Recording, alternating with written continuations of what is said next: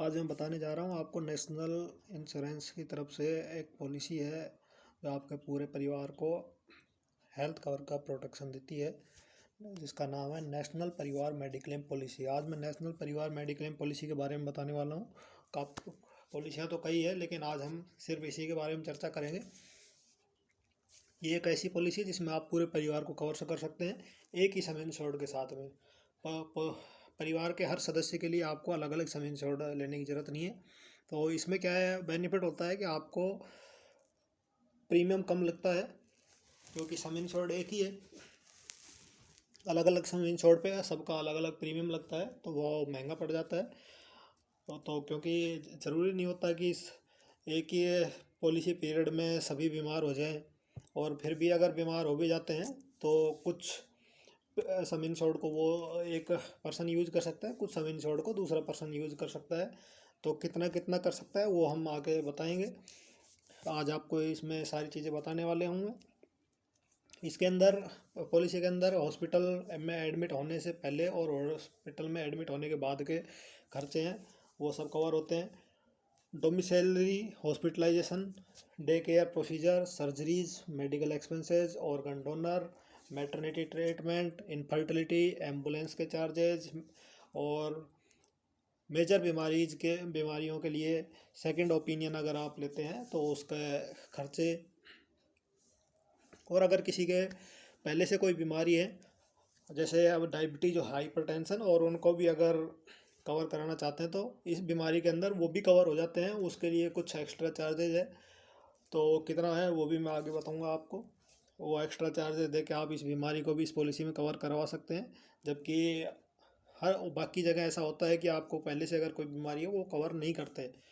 National insurance के अंदर इस पॉलिसी के अंदर आप हाइपरटेंशन और डायबिटीज़ कॉमन बीमारियां होती हैं, इनका कुछ सम अमाउंट देने के बाद में आप इन बीमारियों को कवर करा सकते हैं। ये पॉलिसी 1 लाख से 10 लाख तक के बीच के सम इंश्योर्ड में आप कितने भी सम इंश्योर्ड में 1-1 लाख रुपए के मल्टीप्लाई में ले सकते हैं। जैसे 1 लाख, 2 लाख, 3 लाख, 4 लाख, 5 लाख, इस तरीके से किसी भी सम इंश्योर्ड में आप इसको ले सकते हैं। इसके अंदर आप पूरी फैमिली कवर होती है। इसमें एलिजिबिलिटी क्या होती है कि इसमें आपका परिवार होना चाहिए। सिंगल पर्सन है तो ये पॉलिसी नहीं है, उसके लिए नेशनल मेडिक्लेम पॉलिसी है। बाकी अगर परिवार है तो ये आप नेशनल परिवार मेडिक्लेम पॉलिसी ले सकते हैं। इसके अंदर आप स्वयं हो सकते हैं, आपकी पत्नी हो सकती है, और आपके 2 बच्चे कवर हो सकते हैं। अगर कोई औरत लेती है तो खुद हो सकती है, उसका हस्बैंड हो सकता है, और उसके 2 बच्चे हो सकते हैं। जैसे किसी की वाइफ है, वो अर्निंग पर्सन है, तो वो अपने नाम से पॉलिसी ले सकती है और अपने पति को और अपने बच्चों को कवर करा सकती है। इसके अंदर एज 18 से 65 साल के बीच में एज हो, तो 18 से 65 के बीच का कोई भी व्यक्ति इस पॉलिसी को ले सकता है। और न्यू बॉर्न बेबी है, जो नया बच्चा पैदा होता है, तो वो पैदा होने के दिन से वो ऑटोमेटिक कवर होता है, लेकिन वो 3 महीने तक ही कवर होता है। 3 महीने के बाद में आप इसका पॉलिसी के बीच में आप उसको ऐड करा सकते हैं। 3 महीने से 18 साल का कोई भी बच्चा आप इसमें ऐड करा सकते हैं। अब इसमें एक कंडीशन ये होती है कि जैसे आप एंट्री एज तो लिखा है इसमें 18 से 65 ईयर, लेकिन ये इसमें 50 साल के बाद में आपको पॉलिसी लेने से पहले हेल्थ चेकअप कराना पड़ेगा, और उसकी रिपोर्ट ऑफिस में देनी पड़ेगी। और इसके अंदर बेनिफिट्स, कुछ बीमारियां ऐसी होती हैं जो पहले दिन से कवर है, कुछ बीमारियां कहें या ये कह सकते हैं कि एक्सीडेंटल अगर कुछ होता है तो वो पहले दिन से कवर है। कुछ हैं जो 30 दिन के बाद कवर होती हैं, कुछ बीमारियां 60 दिन, कुछ 90 दिन, कुछ साल भर बाद, कुछ 4 साल बाद कवर होंगी। तो वो कौन सी बीमारी कब कब कवर होंगी उसके लिए आपको बता दिया जाएगा आगे।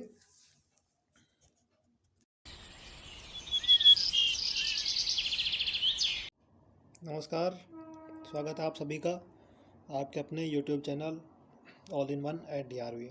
और आज आपके लिए लेकर आया हूँ नेशनल इंश्योरेंस की नेशनल परिवार मेडिक्लेम पॉलिसी। इस पॉलिसी के अंदर आप खुद और अपने परिवार को कवर करा सकते हैं। और इस पॉलिसी के अंदर एंट्री एज 18 से 65 साल होती है, और न्यू बॉर्न बेबी जो बच्चा पैदा होता है वो 3 महीने तक ऑटोमेटिक कवर होता है। 3 से महीने के बाद का बच्चा है उसको आप पॉलिसी में बीच में भी कवर करा सकते हैं, और पॉलिसी रिन्यूअल के टाइम पे भी आप 3 से 18 साल के बच्चे को आप कवर करा सकते हैं। 50 साल से ऊपर एज के लिए आपको प्री हेल्थ चेकअप रिपोर्ट देनी पड़ेगी, उसके बाद उसको भी कवर दे दिया जाता है। सम इंश्योर्ड इसमें 1 लाख से 10 लाख के बीच का रहेगा, और कुछ पेमेंट देकर एक्स्ट्रा, जिसमें लोडिंग लगाने के बाद में आपका डायबिटीज़ और हाइपरटेंशन है उनको भी इसमें कवर कर दिया जाता है।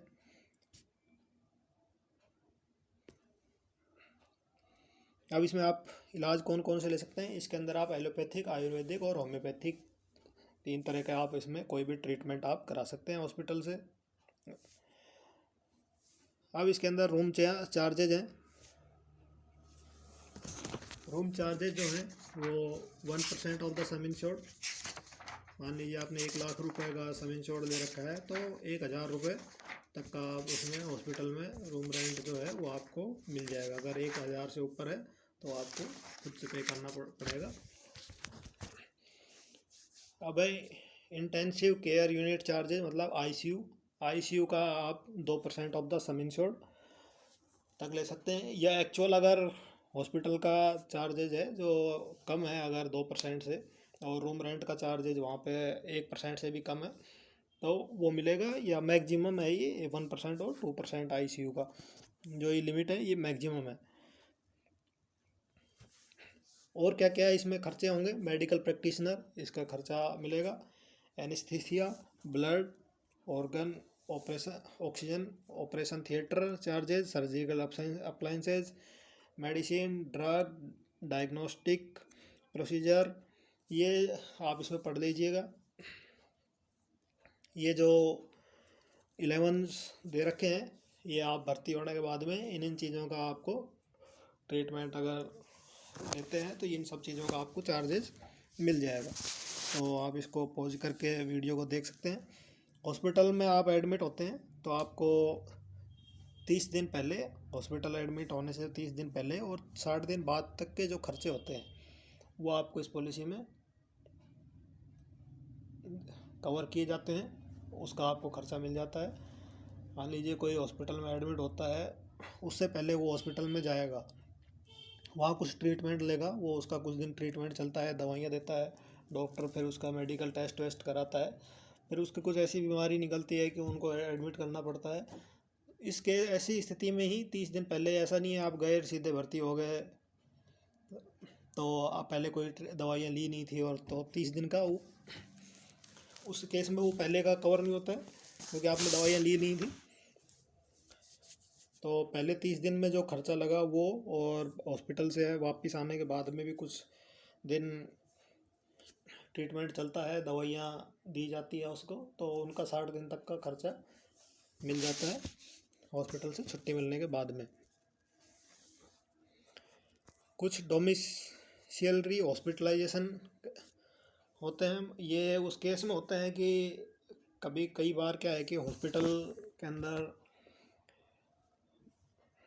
वो आपको बेड वगैरह नहीं मिलते हैं, रूम नहीं मिलता है, तो ऐसी स्थिति में आप हॉस्पिटल के डॉक्टर से आप बात कर लेते हैं कि भाई हम घर से ट्रीटमेंट ले लेंगे।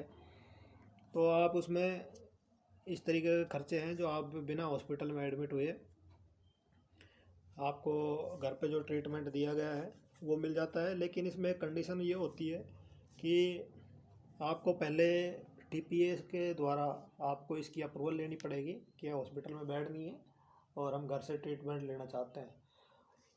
कम से कम 3 दिन का ट्रीटमेंट होना चाहिए।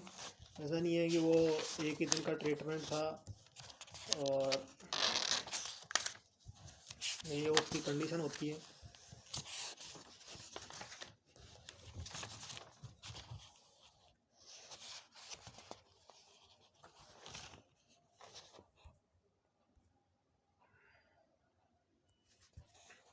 अब डे केयर प्रोसीजर है, ये 140 प्लस डे केयर प्रोसीजर हैं जो इसमें कवर है। आजकल क्या है कि टेक्नोलॉजी आ गई है, कई बीमारियां ऐसी हैं जो जिनका ट्रीटमेंट एक दिन के अंदर ही हो जाता है, और जिनका ट्रीटमेंट एक दिन में हो जाता है तो ऐसी बीमारियों के लिए आपको पहले से अप्रूवल लेनी पड़ेगी।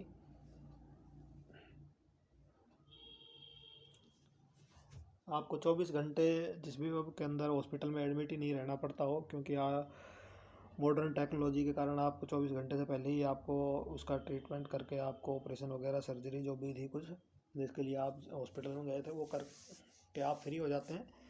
ऐसी जो बीमारियां हैं वो डे केयर प्रोसीजर में कवर होती हैं। अब बात करते हैं ऑर्गन डोनर्स। कई बार शरीर का कोई भी ऑर्गन है वो ख़राब हो जाता है या कह सकते हैं काम करना बंद कर देता है, तो किसी भी दूसरे रिलेटिव से ऑर्गन लेते हैं तो उसमें जो खर्चा आता है वो भी इसमें कवर है। जिससे ऑर्गन लेते हैं तो उस टाइम लेने में भी जो खर्चा है और उसमें ऑर्गन को इम्प्लांट करने का जो खर्चा है वो सब मिलता है, लेकिन जिससे हमने ऑर्गन लिए हैं उसके अगर कोई बीमारी है वो चीज़ इसमें कवर नहीं होती है। हॉस्पिटल कैश, ये बात कर लेते हैं हॉस्पिटल कैश। हॉस्पिटल कैश क्या है, 300 रुपये पर डे के अनुसार मिलते हैं, और ये पहले 3 दिन में नहीं मिलते हैं, 3 दिन के बाद से स्टार्ट होते हैं और मैक्सिमम 8 दिन तक होते हैं 3 दिन से, और अगले 5 दिन जोड़ के मैक्सिमम 8 दिन तक का ही हॉस्पिटल कैश मिलता है, ये 300 रुपये पर डे का तक। अब बात करते हैं एम्बुलेंस चार्जेस। एम्बुलेंस चार्जेज है हॉस्पिटल में एडमिट होने या इमरजेंसी के केस में हॉस्पिटल तक ले जाने, या एक हॉस्पिटल से दूसरे हॉस्पिटल में ट्रांसफ़र करते हैं तो उस केस में भी ये एम्बुलेंस चार्जेज जो है वो मिलता है।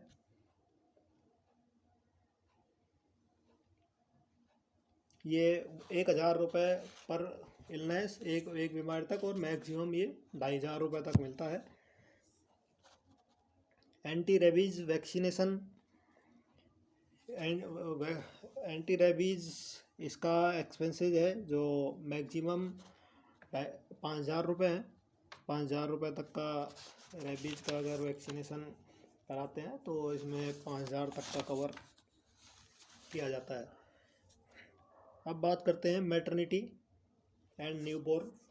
Hospitalisation expenses for the first 2 deliveries और termination during the life time of the insured of his spouse up to 45 year, provided the policy is in force for 3 continuous year. Expenses for prenatal and postnatal and newborn baby are also covered। जैसा कि मैंने पहले बताया था कि newborn baby जो है वो पहले दिन से ही कवर होती है। उसकी जो वैक्सीनेशन है अगर वो कराते हैं तो उसके लिए कोई एडमिट होने की ज़रूरत नहीं है। बेबी के वैक्सीनेशन वो आप टाइम पर टाइम करा सकते हैं, वो भी इसमें कवर होते हैं। अब बात आती है कि मैं कवर कब होता है, ये कम से कम 3 पॉलिसी पीरियड निकलने के बाद में आपको चौथी पॉलिसी पीरियड में ये कवर मिलेंगे। मतलब 36 मंथ बाद आप जब पॉलिसी लेंगे उस पॉलिसी के अंदर मैटरनिटी, इनफर्टिलिटी ये चीज़ें कवर होती है। मैक्सिमम 45 साल अगर हो चुकी है इंश्योर्ड पर्सन की तो उसके बाद में ये कवर नहीं मानी जाएगी। उसके बाद में मैटरनिटी कवर और ना ही इनफर्टिलिटी कवर होती है।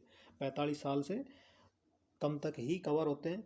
और इसके अंदर मिलता कितना है, maximum 10% of the sum insured 30,000 रुपये in case of normal delivery, और 50,000 सिजेरियन केस के अंदर maximum 10% of the sum insured, जो उतना आपने सम इंश्योर्ड लिया उसका 10% तक। मान लीजिए 3 लाख का लिया है तो आपको 30,000 रुपये तक का इसके अंदर मैटरनिटी का खर्चा मिल जाता है। नॉर्मल डिलीवरी पे 30,000 रुपये, और अगर नॉर्मल डिलीवरी की बजाय सिजेरियन होता है तो भी आपको उसमें 30,000 होगा अगर आप 3 लाख रुपए का कवर लेते हैं। तो अगर आप 5 लाख का कवर लेते हैं तो आपको 50,000 रुपये तक सिजेरियन मिलेगा और 30,000 रुपये तक का उसके अंदर आपको नॉर्मल डिलीवरी का, क्योंकि नॉर्मल डिलीवरी के मैक्सिमम है मैटरनिटी में मैक्सिमम लिमिट है 30,000 नॉर्मल डिलीवरी की और सिजेरियन की 50,000 और up to maximum 10% of the sum insured तक। अब बात आती है इनफर्टिलिटी की। इनफर्टिलिटी के अंदर भी लिमिट होती है मैक्सिमम 50,000 और 45 साल की एज, और इसमें भी 3 साल बाद में ही कवर होता है। अब इनके अंदर जैसे मैटरनिटी, इनफर्टिलिटी, एंटी रेबीज़ और organ donors, day care procedure, इनमें क्या है कि कुछ कंडीशंस भी होती हैं, कुछ एक्सक्लूजन भी होते हैं। अगर मैं वो कंडीशन और एक्सक्लूजन इस वीडियो में अगर आपको वो बताना शुरू करूँगा तो वीडियो बहुत लंबा हो जाएगा। वीडियो तो ये अभी भी लंबा होने वाला है, लेकिन मैं कोशिश करूँगा आपको हर एक के ऊपर हर टॉपिक का कंडीशन और एक्सक्लूजन 2-2, 4-4 टॉपिक का अलग अलग वीडियो के अंदर आपको मैं बता दूँगा, बताने की कोशिश करूँगा उसके अंदर आपको। इनफर्टिलिटी में मैं एक मेन चीज़ बता देता हूँ। कोई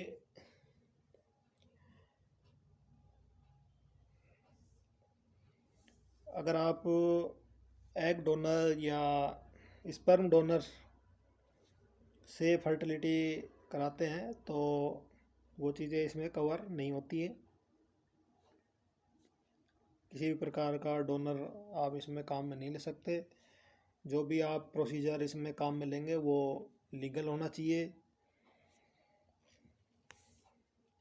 ये आपको इसमें ध्यान रखने की चीज़ें हैं।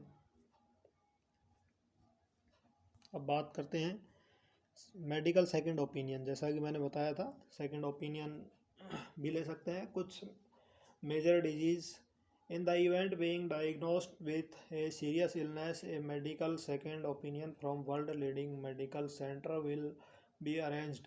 The policy provide one medical second opinion per family per policy year for each new diagnosis covering 88 major illness.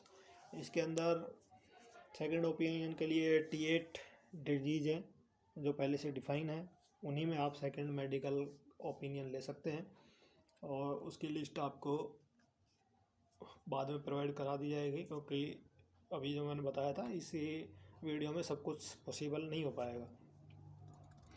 Optional cover है pre existing diabetes and hypertension. तो मैंने बताया था कि आप इस पॉलिसी का सबसे अच्छा फ़ायदा है कि आपको अगर पहले से बीमारी है हाइपरटेंशन की और डायबिटीज़ की तो आप वो चीज़ें इसमें कवर करा सकते हैं। बाकी जगह ऐसा नहीं होता है कि आपको जो पहले से बीमारी है उनको भी आप कवर करा सकें। तो इसके अंदर आपको क्या करना होता है कि आपको पहले से आप डिसाइड आपके अगर हाइपरटेंशन और डायबिटीज़ है तो आप पॉलिसी लेते वक्त आप डिक्लेयर करें उस चीज़ को। तो उस केस में आपको जो पॉलिसी दी जाएगी उसके प्रीमियम पे आपको कुछ लोडिंग लगा के दी जाएगी, थोड़ा सा प्रीमियम आपका बढ़ जाएगा, लेकिन वो चीज़ें हैं वो आपकी कवर हो जाएगी। उसके अंदर कुछ ट्रीटमेंट में आपको 10% से 25% तक आपको खुद वहन करना पड़ेगा उसका खर्चा प्री एग्जिस्टिंग डिजीज़ का। बाकी जो खर्चे हैं वो आपको टीपीए द्वारा मिल जाएगा आपको। आउट पेशेंट ट्रीटमेंट है जिसको ओपीडी बोलते हैं, इसकी 2,000 से 10,000 रुपये तक का कवर होता है।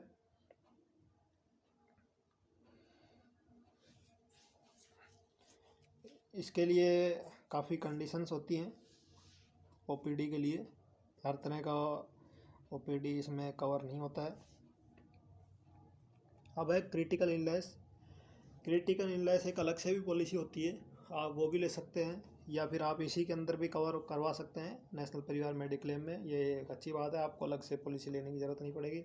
क्रिटिकल इलनेस में काफ़ी बीमारियाँ ऐसी होती हैं जो जानलेवा बीमारियाँ होती हैं, तो उस केस में जो आप इसका सम इंश्योर्ड अलग से जो क्रिटिकल इलनेस पॉलिसी का आप लेते हैं वो आपको पूरा लमसम पेमेंट एक साथ ही कर दिया जाएगा। जैसे ही आपको उस बीमारी का पता लगता है। वो बीमारी पता लगने का 30 दिन बाद तक आप कम से कम सर्वाइव करना चाहिए, जीवित रहना चाहिए इंश्योर्ड पर्सन को।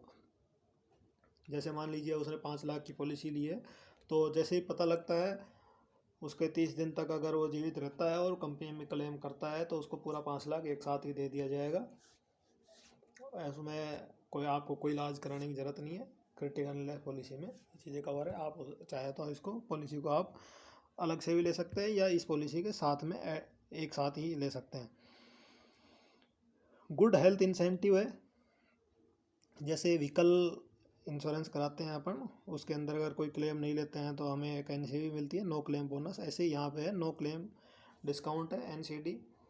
अगर कोई क्लेम नहीं करते हैं पहली पॉलिसी पीरियड में तो हाँ उसका जो सम इंश्योर्ड हमने लिया उसका 5% ऑटोमेटिक उसमें ऐड हो जाता है, जिसका अलग से हमसे कोई प्रीमियम नहीं लिया जाता है। और वो 5% जो है वो हमारा सम इंश्योर्ड में बढ़ जाता है। उससे अगली साल फिर नहीं होता है तो फिर 5% और ऐड हो जाता है, मतलब उसमें सम इंश्योर्ड का 10% ऐड हो जाता है। ये मैक्सिमम 50% तक ऐड होता है। जैसे ही आप क्लेम लेते हैं 5% उसमें कम कर दिया जाता है उसमें से। अब है health checkup. Expenses of health checkup with respect to insured person shall be reimbursed at the end of a block of 4 continuous policy year, provided claim are not reported during the block in respect of the insured person and policy has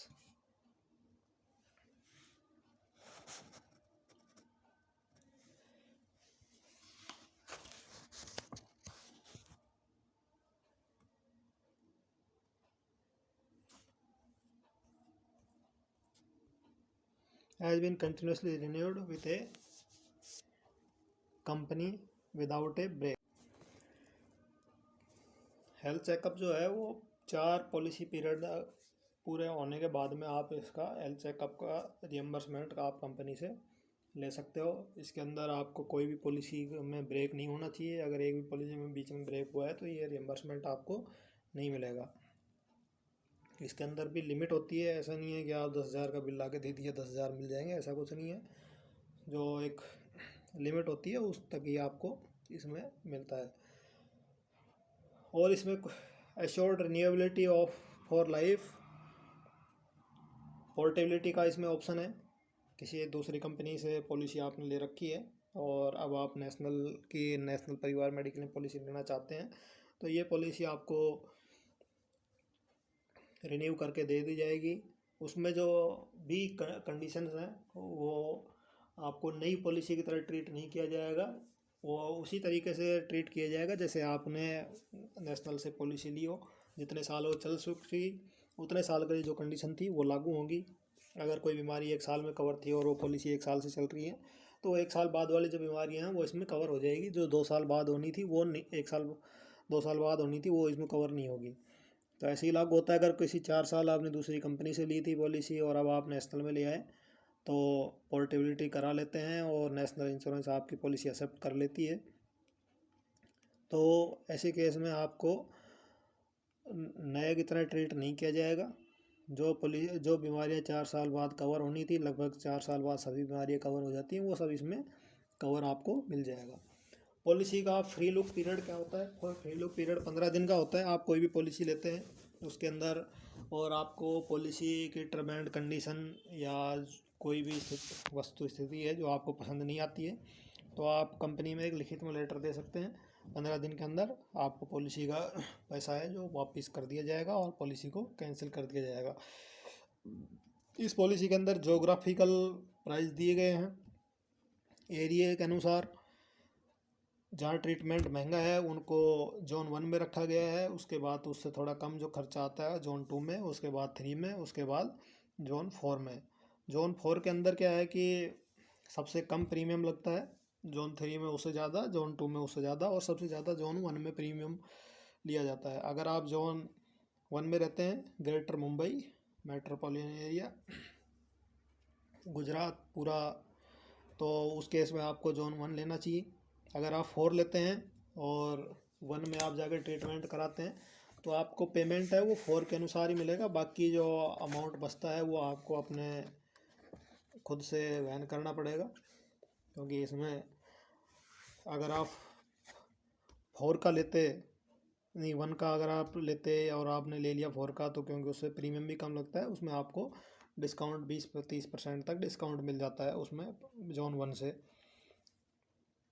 तो जितना discount मिलता है उसी अनुसार आपको claim के time पे भी आप उसमें से कम कर दिया जाएगा। तो आप इनमें देख लीजिएगा, आप जिस जोन में रहते हैं उसके अनुसार ही आप इसमें कवर लें।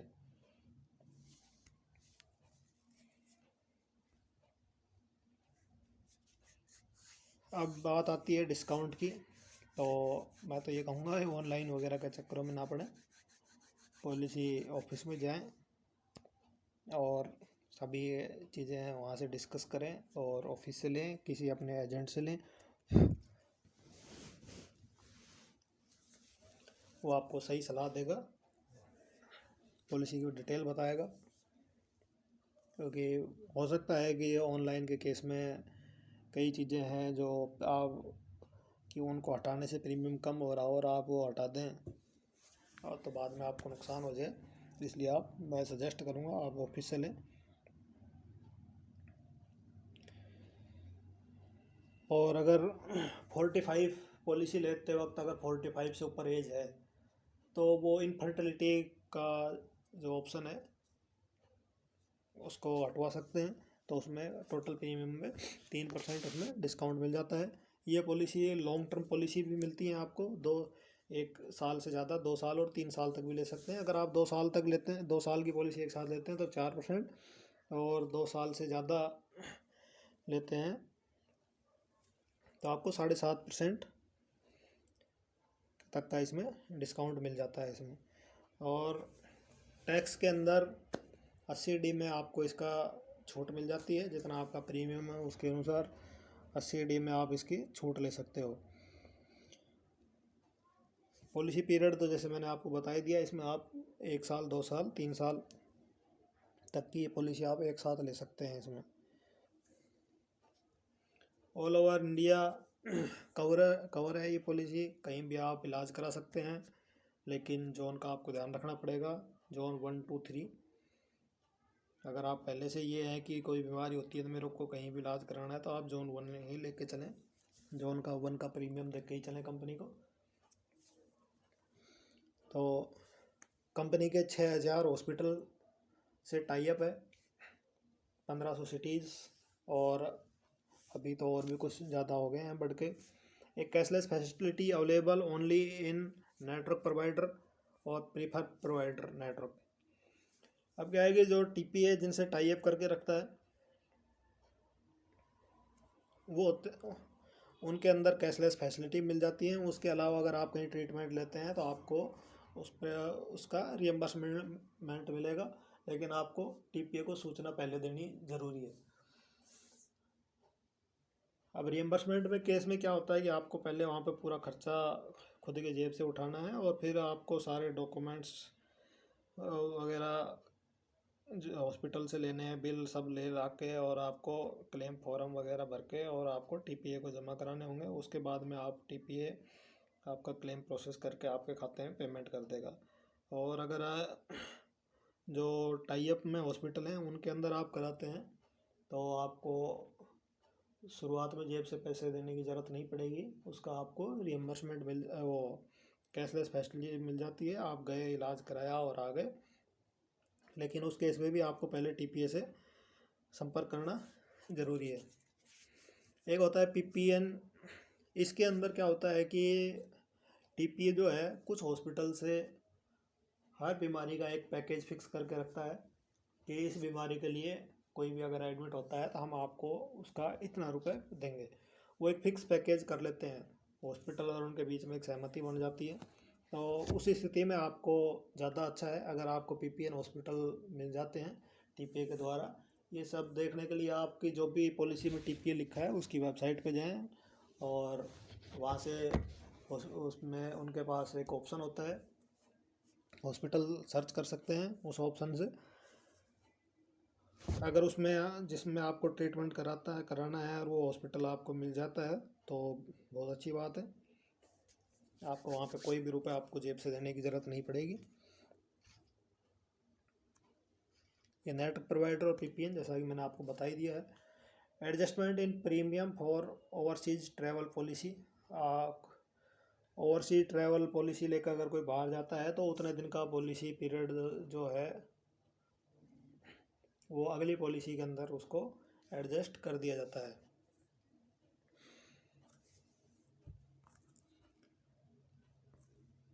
What is not cover, treatment of HIV AIDS STD, ये चीज़ें कवर नहीं होती हैं। आप इनको पढ़ लेना, क्योंकि मैं भी मेडिकली इतना एक्सपर्ट नहीं हूँ कि इनका हिंदी में मैं नाम बता सकूँ आपको कि ये कौन सी बीमारी है। मैं भी आपको इंग्लिश में पढ़ के बताऊँगा, तो आप इसको खुद से भी पढ़ सकते हैं। स्पेक्टलेस कॉन्टैक्ट लेंस, ये जैसे आप जैसे लेंस का तो बता देता हूँ कि आप आँखों का कैटरेक्ट वगैरह का आप इलाज कराते हैं, तो उसमें अगर आपको चश्मे वगैरह दिए जाते हैं तो वो चश्मे वगैरह का खर्चा जो है आपको खुद उठाना पड़ेगा, वो उस पॉलिसी में कवर नहीं होता है। हियरिंग एड्स, मतलब आपने जैसे कानों का ऑपरेशन कराया है, उसमें अगर कान की मशीन दी जाती है तो वो खर्चा भी खुद करना पड़ता है। ड्रग अल्कोहल के कारण अगर कोई नुकसान हुआ है, वो चीज़ें भी, दारू पी के वो चीज़ें भी इसमें कवर नहीं होती है। जैसा उन्होंने बता ही दिया था, कैशलेस क्लेम है वो पीपीएन और पहले से जो टाई अप में है नेटवर्क हॉस्पिटल है उनमें ही कवर होता है। बाकी में आपको रियम्बर्समेंट ही लेना पड़ता है। रियम्बर्समेंट का ऑप्शन आपको मैं बता चुका हूँ, ये आप टीपीए के थ्रू ही होता है। आपको अपना जो क्लेम है वो टीपीए के थ्रू ही लेना है। क्लासिफिकेशन ऑफ जोन्स, जोन मैंने आपको बता ही दिए हैं कौन कौन से हैं। अगर आप किसी दूसरे जोन चौथा ले रखा है पॉलिसी के अंदर और दूसरे में कराते हैं तो उस पर कितना % आपको अपनी जेब से वहन करना पड़ेगा, ये इसमें लिखा है। जैसे can avail treatment in zone 4 without any को पेमेंट, अगर हमने जोन 4 का ही लिया है तो हम बिना किसी खर्चे के इसमें कवर करा सकते हैं। Availing treatment in zone 1 will be subject to a co payment of bye 22.5%। अगर हमने जोन 4 का पॉलिसी ले रखी है और 1 में जाके हम ट्रीटमेंट कराते हैं तो 22.5% जो है वो उसमें से टोटल में से कट हो जाएगा। वो इंश्योर्ड वो खुद साइन करना पड़ेगा, बाकी जो है वो पेमेंट कंपनी आपको कर देगी, क्योंकि आपसे प्रीमियम भी कम लिया था तो आपको क्लेम भी कम देंगे जोन 4 में। लेकिन जोन 4 में ही अगर आप ट्रीटमेंट कराते हैं जोन 4 के किसी हॉस्पिटल में तो आपको पूरा मिलेगा, वहाँ कोई कट नहीं होगा। ऐसे ही है अवेलिंग ट्रीटमेंट इन जोन 2, अगर सेकंड में जाके आप कराते हैं तो 17.5% आपसे चार्ज किया जाएगा, वो काट दिया जाएगा। जोन 3 में जाते हैं तो आपसे 10% आपको खुद से वहन करना पड़ेगा। अब बात आती है कि आपको पॉलिसी लेनी है तो उसके लिए आपको क्या क्या करना पड़ेगा। पॉलिसी लेने के लिए आपको ऑफिस के अंदर कंप्लीट प्रपोजल फॉर्म भरना पड़ेगा। आपके जो भी पहले से एग्जिस्टिंग डिजीज़ हैं वो आपको डिक्लेयर करनी पड़ेगी। अगर आप वो चीज़ें डिक्लेयर नहीं करते हैं तो आपको बाद में क्लेम लेने में दिक्कत हो सकती है, क्योंकि वो जैसे ही आप कोई ट्रीटमेंट लेते हैं तो उसमें पता लग जाता है कि बीमारी कितने टाइम से आपके इस कारण से आपको पहले से थी है। और 50 साल से अगर ऊपर एज है, जैसा शुरू में बताया था, तो आपको प्री पॉलिसी हेल्थ चेकअप की रिपोर्ट की ज़रूरत पड़ेगी। और अगर आप क्रिटिकल इलनेस पॉलिसी इसी पॉलिसी के अंदर आप कवर कराते हैं तो आपको चाहे एज आपकी 18 हो तो भी आपको प्री पॉलिसी हेल्थ चेकअप की रिपोर्ट देनी पड़ेगी। और अगर आपकी प्री पॉलिसी हेल्थ चेकअप की रिपोर्ट देने के बाद में प्रपोजल आपका एक्सेप्ट हो जाता है कंपनी में, तो आपको जो भी हेल्थ चेकअप कराने में जो खर्चा है उसका 50% आपको कंपनी द्वारा रियम्बर्समेंट कर दिया जाएगा। अब प्री पॉलिसी हेल्थ चेकअप में क्या चाहिए, उसके लिए कम से कम MD मेडिसिन क्वालिफाइड डॉक्टर होना चाहिए उसकी मैम, और उसी से सर्टिफाइड जो रिपोर्ट होगी वो मान्य होगी। इसके अंदर ये 3-4 दे रखे हैं, blood, lipid, serum, ECG, eye checkup, ये चीज़ें आपको उस pre policy health checkup report में करानी ज़रूरी है। इसके अलावा भी अगर आपका ऑफिस कोई बताता है आपको कि इस चीज़ का आपको चेकअप कराना है रिपोर्ट के अंदर, तो वो भी आपको कराना पड़ेगा। तो ये कुछ मेन चीज़ें थी जो मैंने आपको बताई हैं नेशनल परिवार मेडिक्लेम पॉलिसी के बारे में। अब बात करते हैं कि मैंने जितनी भी चीज़ें आपको बताई थी, inpatient, outpatient, pre hospitalisation, post hospitalisation, domiciliary hospitalisation और organ donors, hospital cash, ambulance charges, maternity, infertility, तो नो क्लेम बोनस में 4 साल बाद में आपको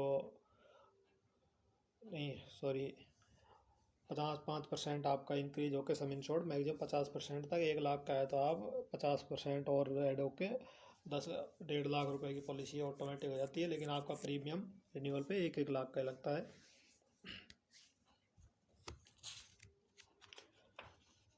तो ये जो मैंने अभी आपको चीज़ें बताई हैं, infertility, maternity, hospitalisation cash, ambulance charges, Ayurveda, homeopathic treatment, organ donors, इन चीज़ों में क्या है कि काफ़ी कंडीशंस हैं और एक्सक्लूजन है।